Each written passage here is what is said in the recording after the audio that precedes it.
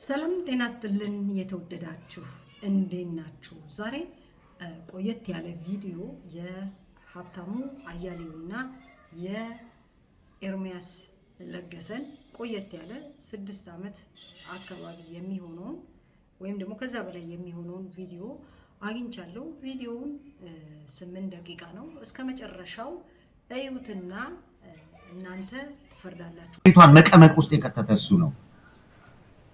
ግን ያብይን ችግር ታኮ ህወሓት 107 ህፃናት ካረደጋ ወሰዱና ና ተደራደር ይሉታል።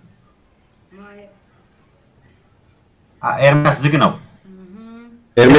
ዝግ ነው። ይቅርታ ጋር እኔ አብይ ጄኖሳይደር ነው፣ ለኔ ጨፍጫፊ ነው።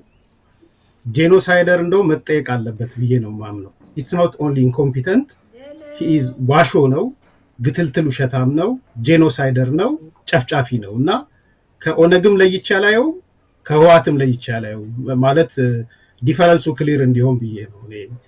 እሱ ነው የሚያስጨፈጭፈው። የአማራ ክልልም የሚያስጨፈጭፈው እሱ ነው ብዬ ነው የማስበው። ራሱ አብይ አህመድ ነው የሚያስጨፈጭፈው። ኤርሚያስ እሱን አከብራለሁ፣ ያንተን ሐሳብ አከብራለሁ።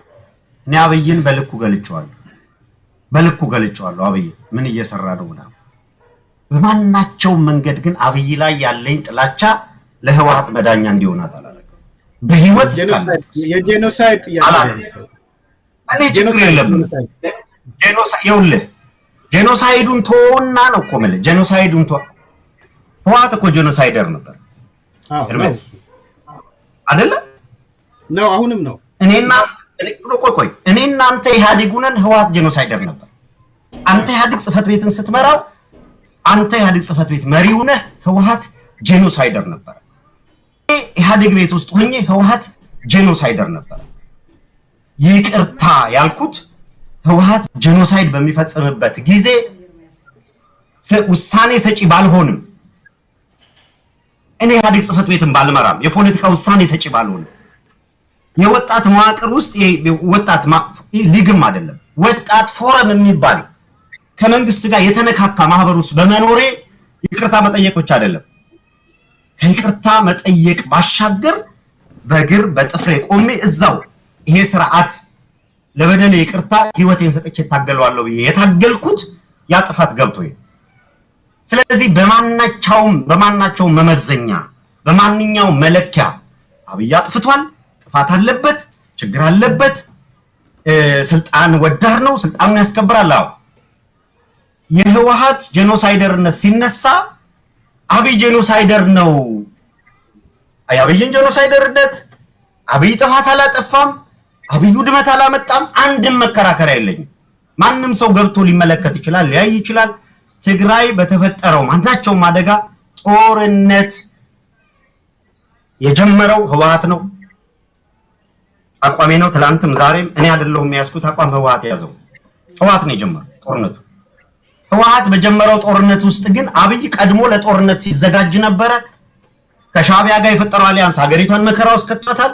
ወደ ጦርነት ገብተናል።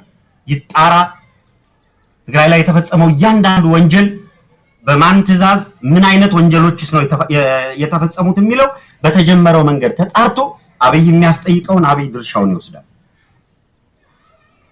ቲፒኤልኤፍ ድርሻውን ይወስዳል።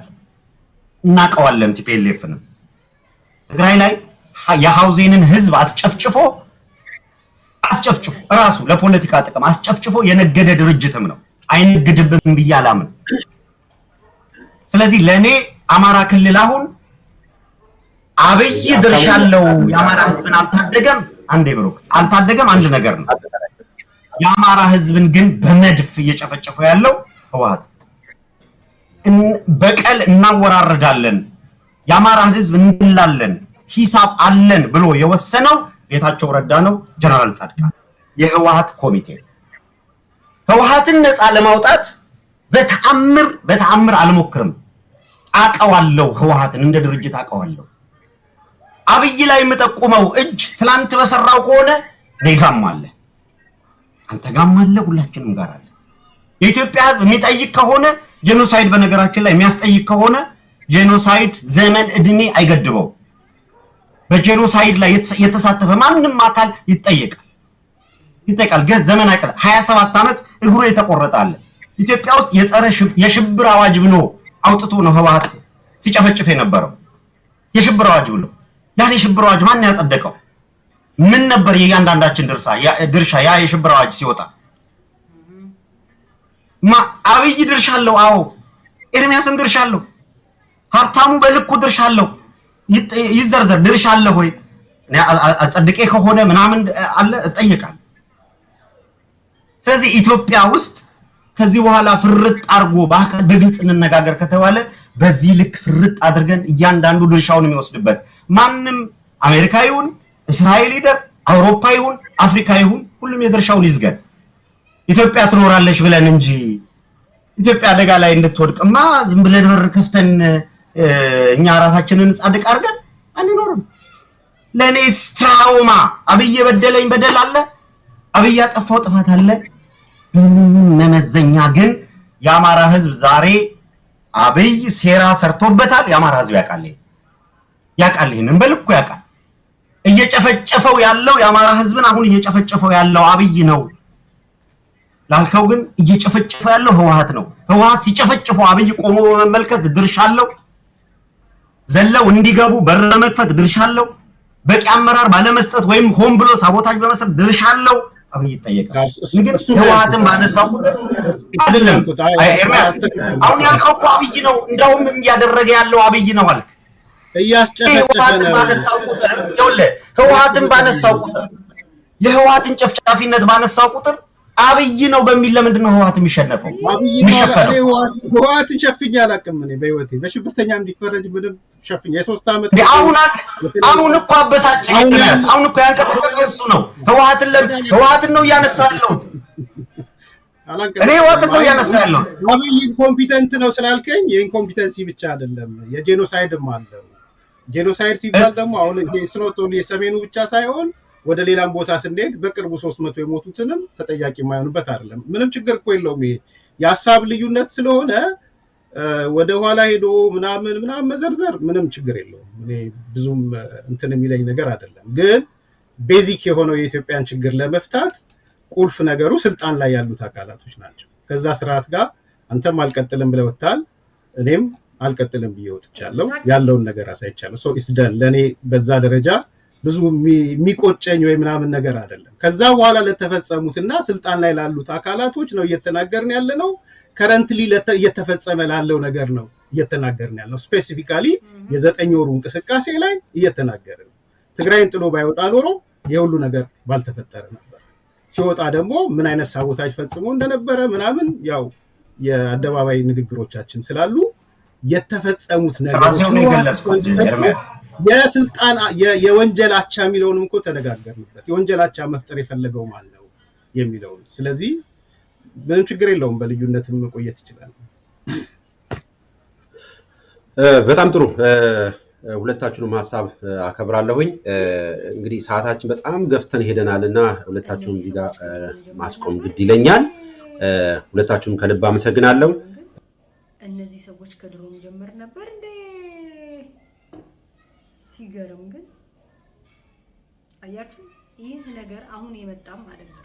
ከድሮም ጀምሮ ያው ይነታረካሉ፣ በአንድ ላይ ይቆማሉ፣ ምን ይላሉ። ግን የሆነ መጨረሻ ላይ ያለንበት ቦታ ተገኝተናል። እስቲ አሁን ካያችሁት መጨረሻ ላይ ካያችሁትና የኤርሚያስና የሀብታሙ ጭቅጭቅ ምን ተማራችሁ? ማለት ምን አያችሁ? ምን ታዘባችሁ? ኤርሚያስ ግን በዛ ልክ ማለት የብልጽግና የሚባለው የአብይ አህመድ ጥፋት ገብቶት በዛ ልክ ገና ያኔ 207 ሰዎች በአንድ ጉድጓድ የተቀበሩ ጊዜ ጀምሮ አብይ አህመድ ጄኖሳይደር ነው በጥፋት ይጠይቅ ሲል የነበረ ሰውዬ ዛሬ ምን ሆኖ ነው? የገንዘብ ችግር ብቻ ነው ወይ? ማለት የገንዘብ ጥያቄ ብቻ ነው ወይ? ሌላስ ነገር የለውም ወይ ኤርሚያስ ብላችሁ አልጠየቃችሁም? እኔ እንደዛ ኩዌሽን አድርጌያለሁ። ማለት ከገንዘብ ባሻገር በዚህ ደረጃ የፈረጀውን በዚህ ደረጃ የዛሬ 6 ዓመት ጥፋቱ 6 ዓመት ነገር 6 ዓመት 7 ዓመት ጥፋቱ ወለል ብሎ የአብይ አህመድ ጥፋት ወለል ብሎ የታየው ኤርሚያስ ዛሬ ምን አግኝቶት? በጣም ነው የሚገርመው። እንግዲህ እስካሁን አብራችሁኝ ስለቆያችሁ በደንብ አድርጌ አመሰግናለሁ። ኮመንት ላይ አሳውቁኝ አሁን ያያችሁት፣ ምክንያቱም ይሄ ቆየት ያለ ቪዲዮ ነው። ለሚዛናዊነት እንዲጠቅም ጀጅ እያደረግን አይደለም፣ ጸጥ ብለን እናያለን።